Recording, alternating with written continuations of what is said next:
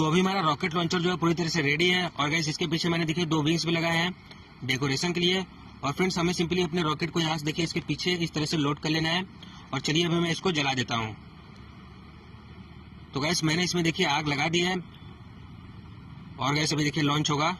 And वाह friends, आपने देखा हमारा रॉकेट किस तरह से लॉन्च हुआ गाइस।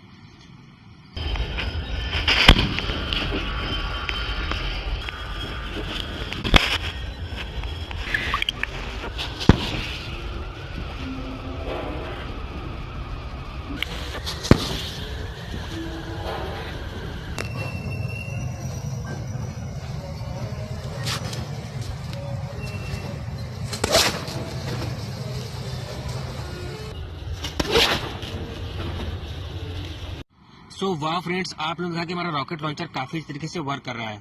और गाइस जब इसमें से रॉकेट यहाँ से लॉन्च हुआ तो गाइस इसमें से साउंड भी आ रहा था। तो फ्रेंड्स अगर ये वीडियो आपको अच्छी लगा तो वीडियो को जरूर लाइक करिए। एंड मेरे चैनल को अभी तक सब्सक्राइब नहीं किया तो प्लीज सब्सक्राइब करके बेल आइकन को प्रेस कर लीजिएगा।